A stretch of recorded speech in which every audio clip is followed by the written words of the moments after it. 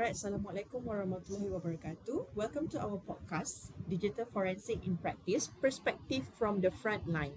We are exploring on how digital forensic plays a critical role in our interconnected world, especially in our field, law enforcement, cybersecurity, auditing, and also academic. I'm Naila, and I'll be your host for today, and also the internal auditor for today. Join me today, Mr. Lukman, forensic investigator, with over a decade of field experience. Hi Naila, welcome all. All right. And next we have Miss Liana, an expert in cybersecurity and digital system.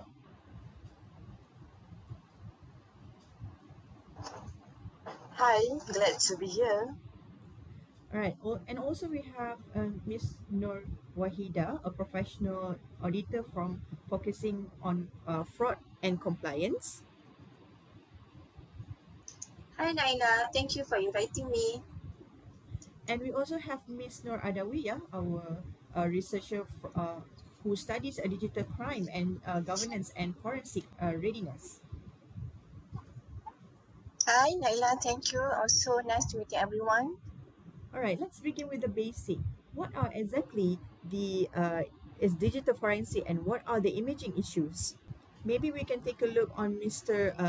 Lukman to explain further on the forensic investigator perspective.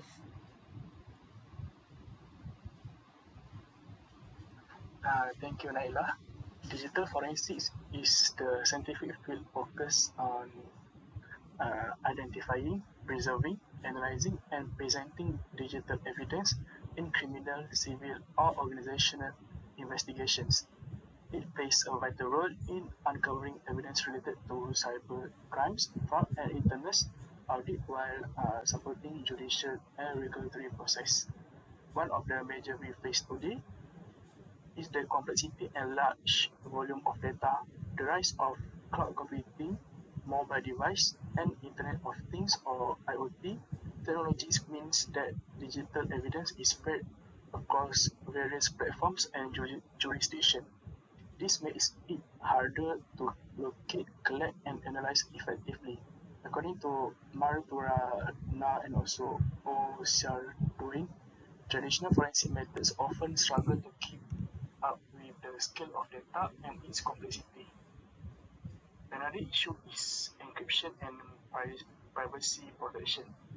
While encryption keeps data safe from unauthorized access, it also limits forensic investigators from reaching important evidence. Studies show that cases with encrypted data often experience delays or hit that ends when there are no legal mechanism or technical solutions to decrypt or work around these protections. Additionally, privacy regulations like PDPA force forensic investigations to adjust evidence collection to stay compliant, further complicating investigations. The field of digital forensic also faces a global shortage of skilled professionals. This creates a delays in investigations and makes it hard to maintain consistent forensic standards. Training and certification programs are still developing and can vary widely, affecting the quality and admissibility of digital evidence. Legal frameworks have not kept pace with past technological changes. This legal gap complicates jurisdictional authority and evidence admissibility, particularly when collecting data from cloud environments that cross multiple regions. Investigators must navigate this uncertain landscape carefully to ensure evidence is legally and technically sound. Lastly, successful digital forensic investigations depend on strong collaboration between cybersecurity experts, lawyers, and also auditors. This teamwork ensures that evidence is collected, preserved, and interpreted according to best practice, maintaining its integrity and usability in court or audits. To address these challenges, forensic practitioners are increasingly using techniques like artificial intelligence or AI to handle large data sets to improve investigate efficiency. However, these tools must be applied transparently and ethically to prevent bias or errors. In summary, digital forensics is essential but face significant challenges related to data complexity, encryption barriers, workers to shortage, and changing legal frameworks. Ongoing professional development, interdisciplinary teamwork, and flexible methods will be crucial for maintaining the effectiveness of digital forensic investigations. Wow, that's a quite challenging issue that you face every day. So I have a Okay, thank you. question. What are some red flag that trigger in forensic investigation? Sometimes it can be triggered by unusual login times or access from unknown locations, Okay. sudden privilege escalations, data transfer to external sources, multiple fail login attempts, and also disable login or clear log files and encryption files or ransomware notes. I see. All right, that's a good That's sharing. all from me. Let's take a short break while we come back after this.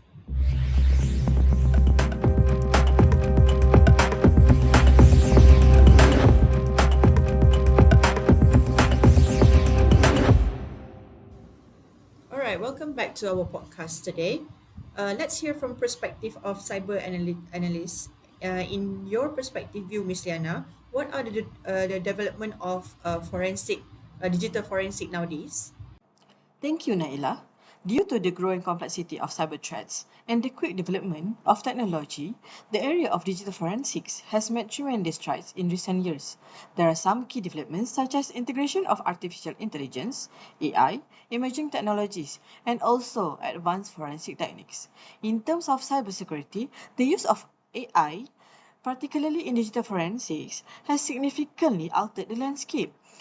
These days, we use AI to better and automate the gathering of evidence and to speed up and increase the accuracy of our data analysis. For example, AI assists us in identifying trends and abnormalities that may point to malicious behavior during a breach investigation, which could take a human analyst hours or even days to notice. Additionally, we use deep learning algorithms for malware analysis and intrusion detection systems. The ability of this algorithm to learn from large datasets and instantly adjust to emerging threats significantly improve our incident reports response capabilities. AI is also proving to be quite helpful in predictive modeling, which enables us to deploy proactive defenses and foresee dangers before they materialize. As per emerging technologies, blockchain and the Internet of Things or IoT are two new technologies that are having a significant impact on digital forensics, particularly when paired with edge computing. For instance, blockchain is being used to improve data integrity. That is very important in forensic investigations. We can trust blockchain records to confirm the legitimacy of digital evidence and make sure it hasn't been altered because they are unchangeable. It's particularly helpful in fields where trust and transparency are essential, including finance and smart cities. The problem is quite different on the front of edge computing and the Internet of Things. These technologies are decentralized and frequently produce data in real time across a large number of devices. From the perspective of forensics, this implies that we require more advanced techniques to gather, store, and examine data from these dispersed sources. We can act more quickly and identify dangers closer to their source if we can gather and interpret that data at the edge. Now, let's move to the advanced forensic techniques. Memory forensics is one of the most potent weapons available to us today when it comes to sophisticated forensic approaches. It enables us to get important data such as active processes, open network connections, and encryption keys straight from a system's random access memory. Furthermore, digital forensics now covers far more ground than just traditional systems. This day, there are specialized fields like cloud forensics, which deals with gathering and examining data from cloud service providers, where logs, access records, and virtual machines may all be involved. and network forensics, which monitors and analyzes network traffic to track intrusions.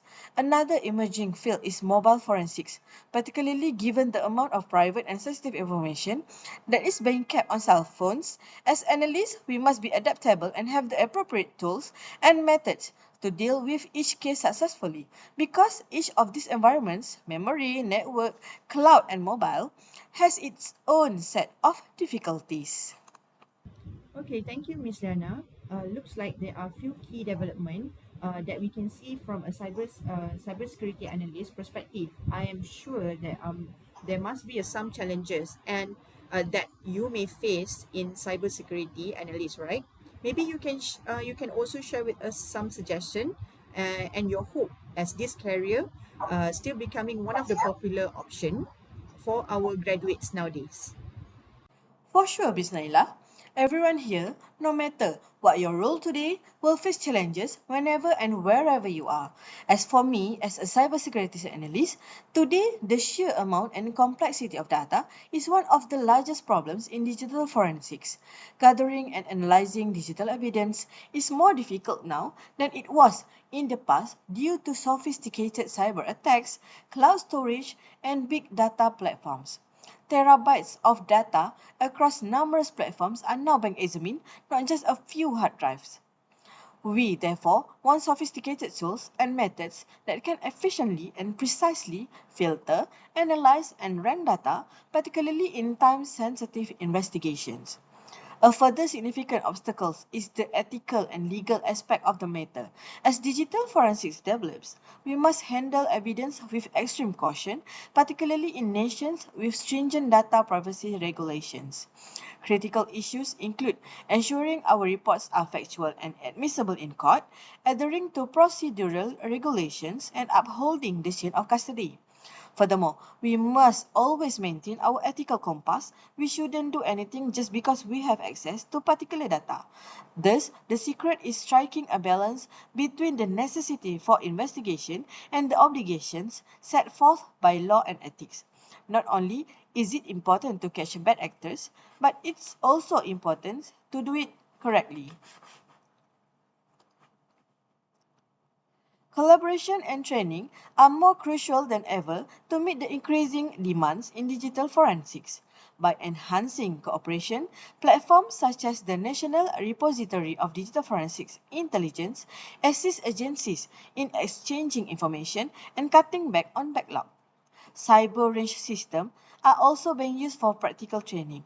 These virtual settings are excellent for skill development because they allow teams to practice reacting to real world situations in a safe and regulated manner.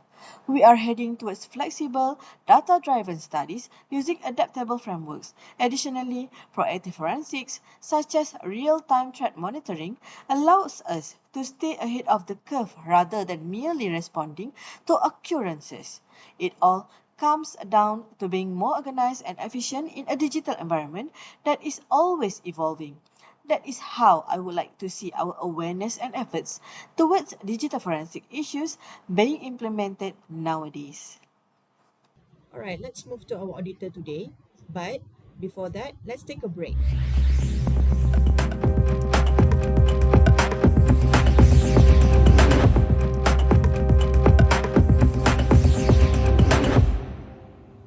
All right, let's move to our auditor today. Um, Miss Nur Wahida, do you have any perspective view from auditor?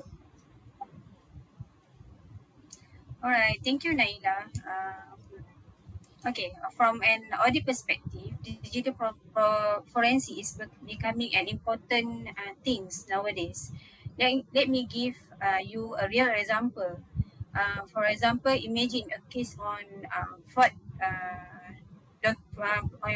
in procurements. So a traditional audit might be cannot trace any issues in the fraud, but a digital forensic review can trace exact logging logs, data alterations, and email trace, for example.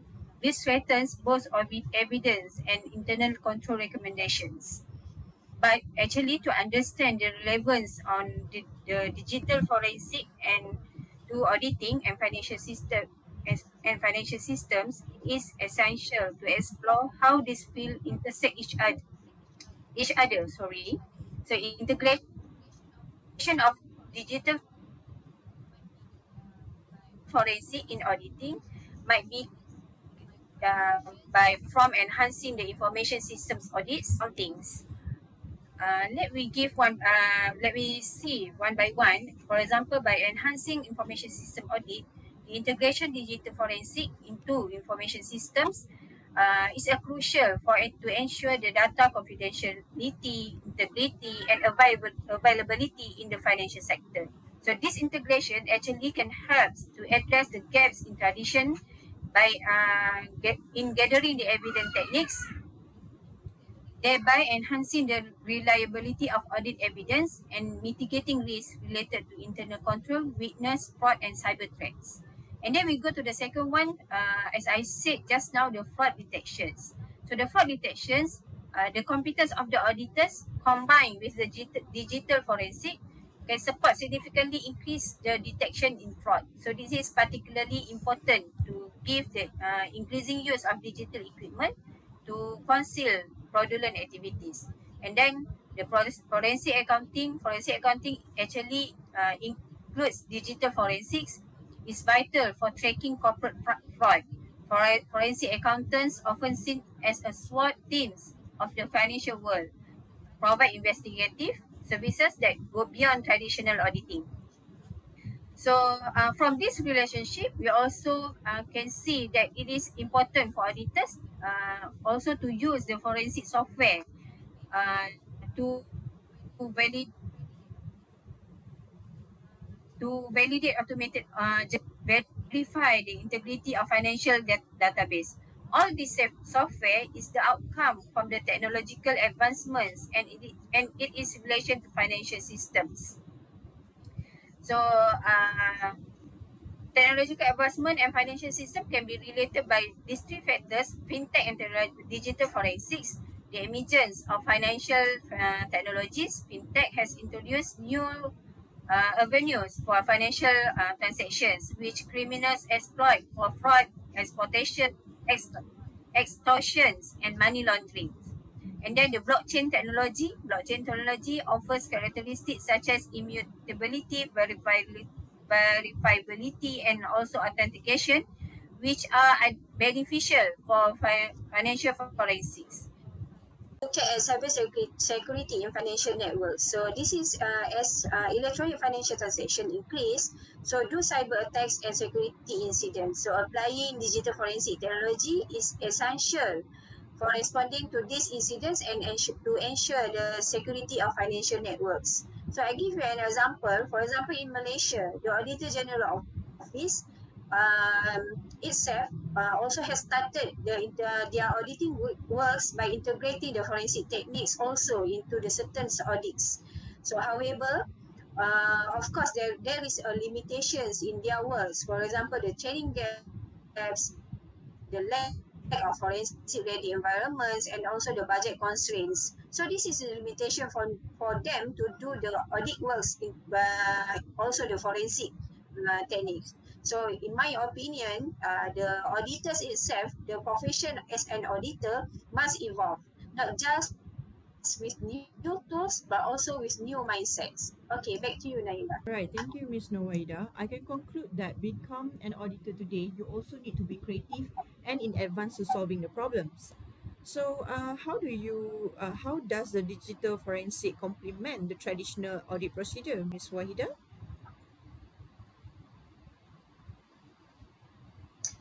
Yeah, of course, the auditor nowadays must more be creative than before. So, come back with your question just now. So the traditional audit, as we know, uh, very relies on the sampling and the document review. But digital forensics enable the full population analysis by scanning all logs, emails, and transactions, detection of concealed or deleted records, tracing digital footprints of users and systems, and verification of the and timestamp of financial entries, which this make is especially valuable in fraud audits, cybersecurity audits, and forensic audits. So as I told you before, actually the traditional audit and also the forensic audit is complement each other. Okay, that's all. All right, thank you, Miss Wahida. We will take another break, then we will continue the last podcast for today.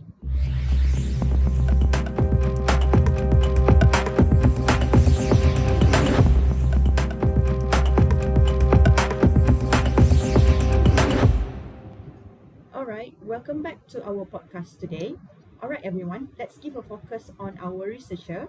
Can you share with us there are any past literature that discuss regarding this issue, and also maybe you can share any recommendation to solve this issue, Miss Ada?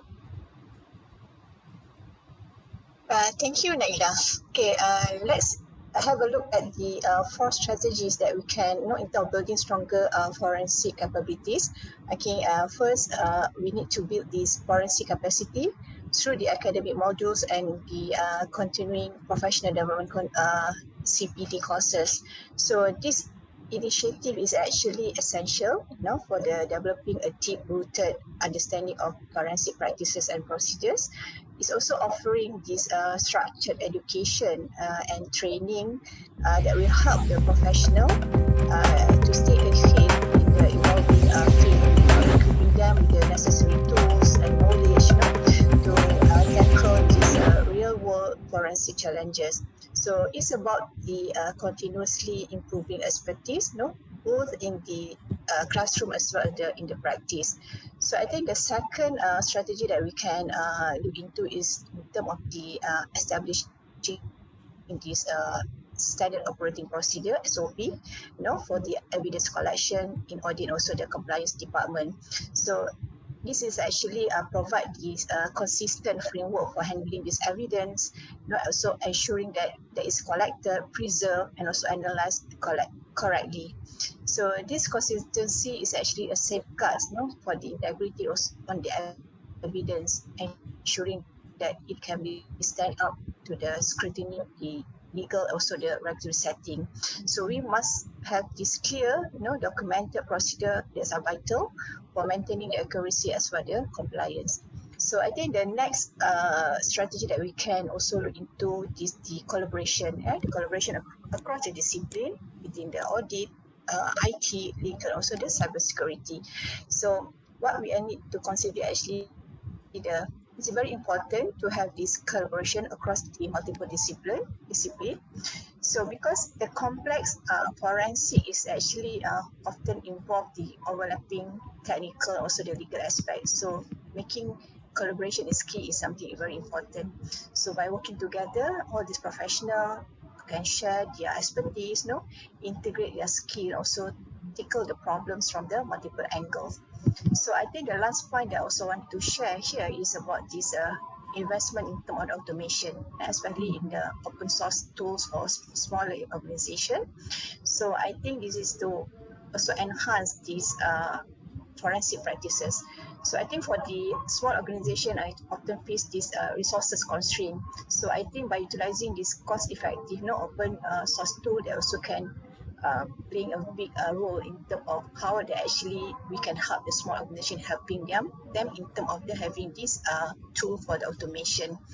So I think when we have all these automation streamlined workflows, it's actually reduce all this human error, and also allow the smaller firm to adapt to the latest forensic technologies, without breaking the whatever the limitation that they have. So yeah, I think that's basically the four important thing that we can also look into how actually this can help in terms of the policy implementation for the forensic auditing. Yeah, back to you, Naila. All right, thank you, Mr. Adawiya. I have a question. How can organization foster the collaboration between the audit, legal, and also cybersecurity? Yeah, so I mentioned just now, I think the cross-functional, in terms of the collaboration with all the parties very important. So how actually this can be done is, of course, we need to have this respond to the cross-functional in terms of how that we can manage the fraud, also for the breaches incidents. So other than thing that we also can do is actually conducting this joint training, joint training, and also the simulation exercise. This also can be done is either half yearly, we want to test whether whatever that we have currently is workable. So I think the next approach that we also can see in terms of the sharing these forensic tools and also the data access platform. So I think last but not least is also having this regular case review meeting between all the departments, so that we can have the status update in order for us how that we can actually combating all these issues in terms of forensic cybersecurity issues. Yeah. I see. All right. Thank you so much, Mr. Adalia. Yeah. All right. Thank you for all your insights. We have heard multiple perspectives on the meaning and importance of digital forensic in global, local trends, and challenge in audit field, and also the powerful recommendation that supports by the literature. As the internal auditor, in internal audits in JLC company are traditionally focused in internal control, risk management, and also governance. Globally, audit function are involved through the adoption of digital tools and such as a forensic data analytic and also AI-driven risk detection. However, in Malaysia, GLC also face challenge in auditing limited investment in forensic tools, inadequate SOP, and also low awareness of digital forensic. But well, according to UPM, digital forensic helps auditor gather digital evidence that can be used in court. It is important for auditor to have the right skills and use the trusted forensic tools to make sure that the evidence are reliable and also legal valid in the court law. Other studies shows as well the adding digital forensic method in internal audits can be updated. However, this helps finds the like corruptions, tax fraud, and also make the audits are more transparent and also accountable.